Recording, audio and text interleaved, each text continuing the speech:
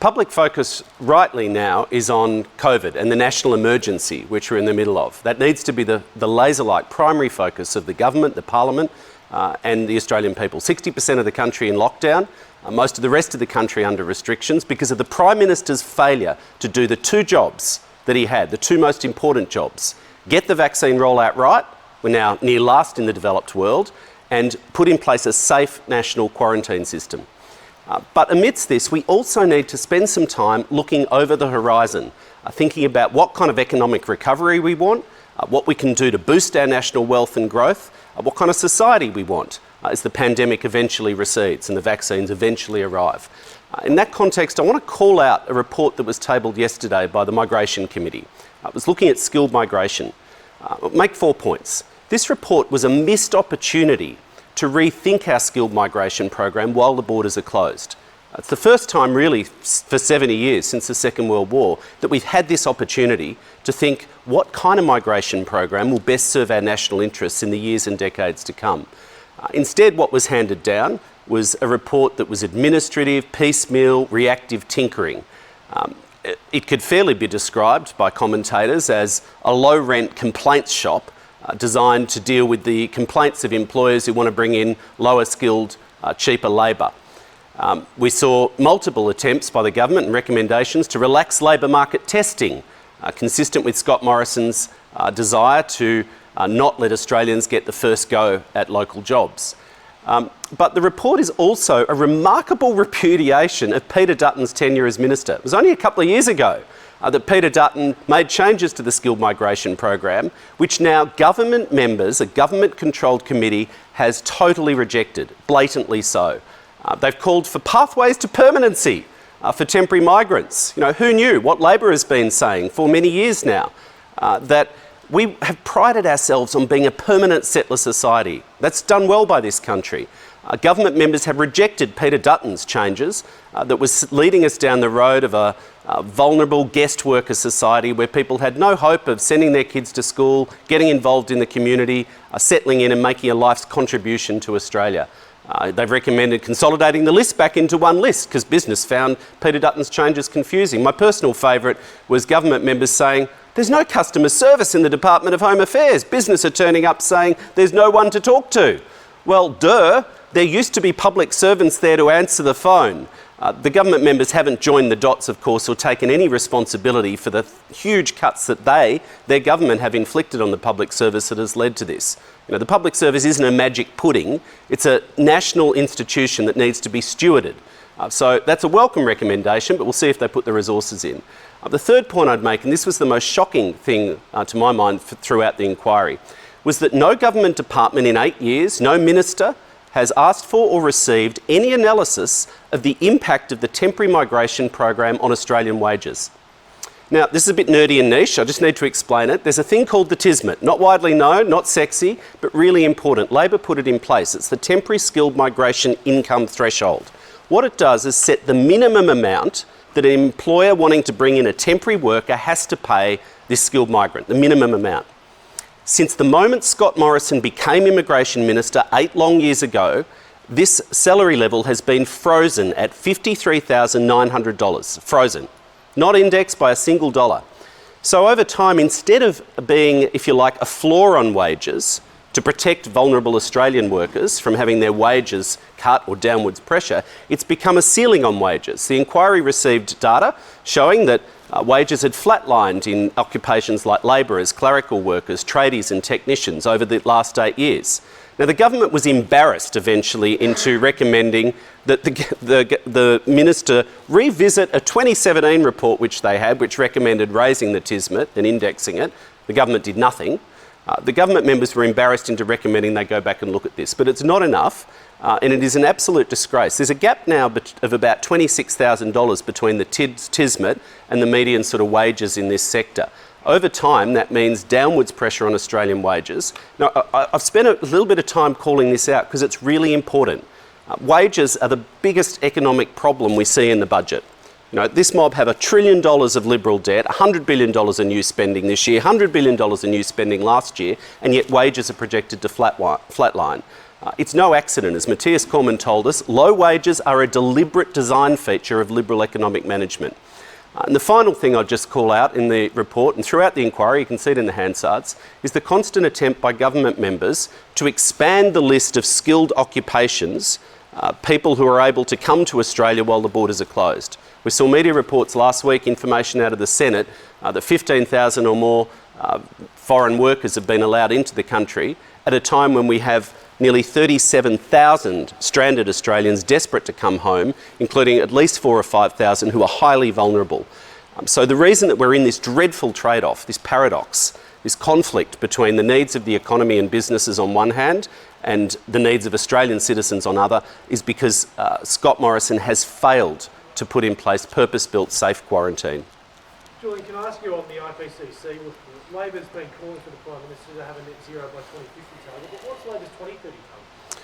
Yeah, so I read the report last night, and I'll just provide a personal response before I give you the political and policy response. I'm one of the few people in the Parliament with a science degree. I'm a bit old-fashioned about these things. I think that public policy should be based on evidence and reason. And for people who accept the science of climate change, I don't like the language of belief. It's not a religious matter. You can look at the evidence and the science. It's sobering. It's depressing, really. You sit on the couch with a big sigh. And young Australians in particular, I've already had emails and feedback, young Australians have every right to be angry. We're at risk in this country of being the first generation to leave a lower standard of living, economically and environmentally, to the next generation. That's not acceptable. We don't have to accept that future. Labor's made very clear, our position is net zero by 2050 at a minimum. That's got to be the minimum. Now, we're not going to get there if we start at 2048, so we'll have laid out before the election a pathway to get there, a roadmap, if you like, to get there, and that'll be out before the election. You know, I'm not going to announce Labor policy here, I'm not the shadow minister, but I think it's really important that we understand this. We are firmly committed, we accept the science, we're in step. But the other point that I'd make is the report is really clear that the world is moving to renewable energy faster than even anticipated a couple of years ago. Australia's got to get ahead of that curve. We've got the best renewable energy resources of any developed country in the world, any OECD country.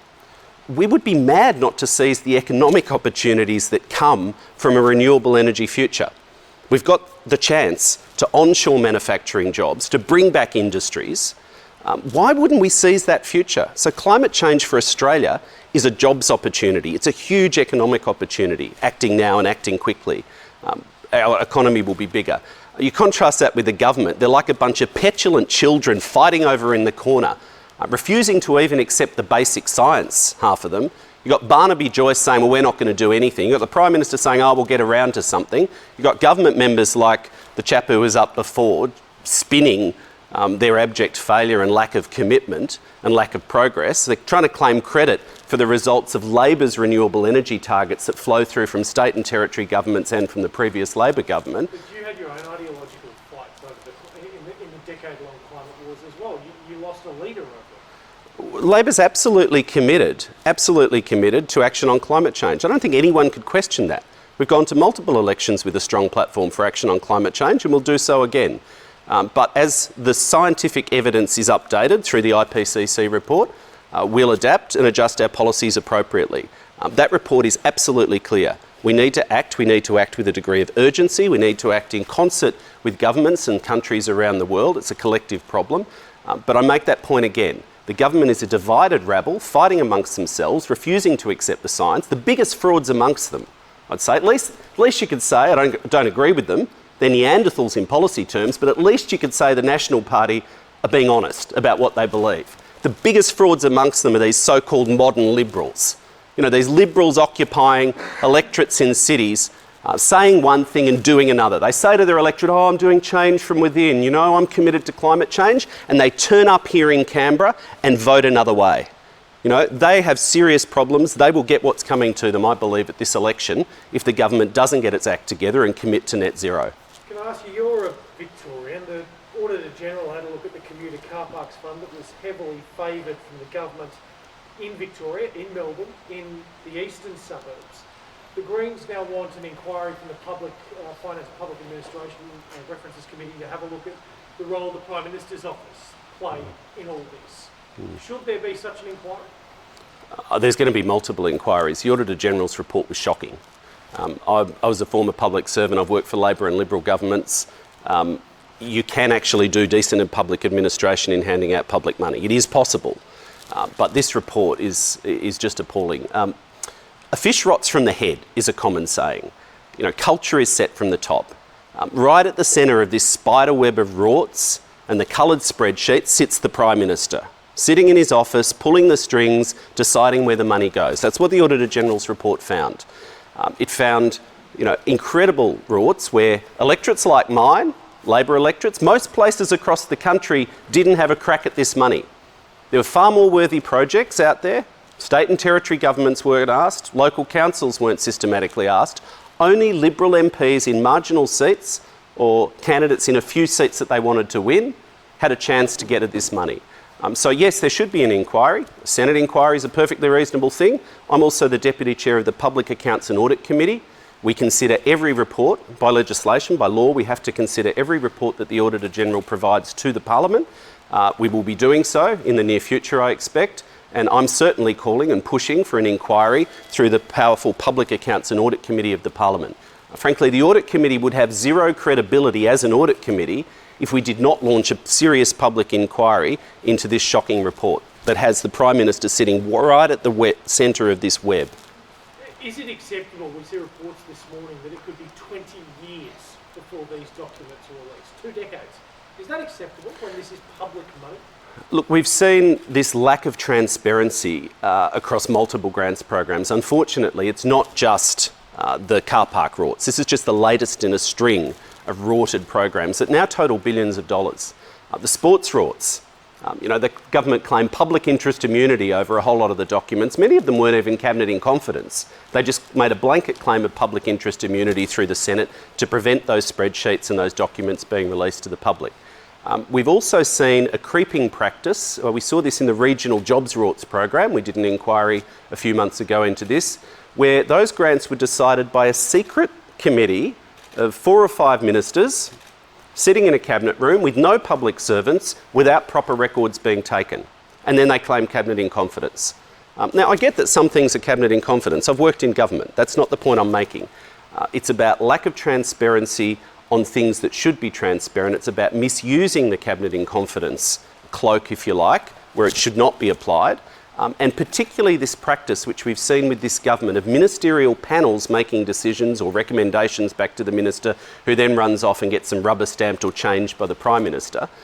It's a fiction, these ministerial panels, because the Prime Minister seems to be the one at the centre of the spider web pulling the strings, making the decisions. But there's not even proper records being kept, and that's another issue the Auditor General raises repeatedly, is for many of these decisions, there's not even proper justification. Ultimately, ministers make decisions about funding, but they need to be accountable for them. That means having reasons for decisions, writing them down, keeping the records, and having them open to scrutiny. Thanks very much.